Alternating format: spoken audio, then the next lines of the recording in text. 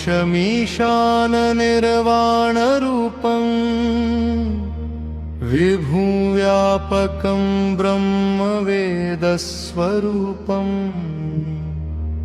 निजं निर्गुणं निर्विकल्पं निरीहं चिदाकाशमाकाशवासं भजेऽहम् निराकारमोकारमूलं तुरीयं गिराजानगोतीतमीशं गिरीशं करालं महाकालकालं कृपालं गुणागारसंसारपारं नतोऽहं तुषाराद्रिसङ्काशगौरं गभीरं मनोभूतकोटि प्रभाश्रीशरीरं स्फुरन्मौलिकल्लोलिनी चारुगङ्गा लसद्भालबालेन्दुकण्ठे भुजङ्गा।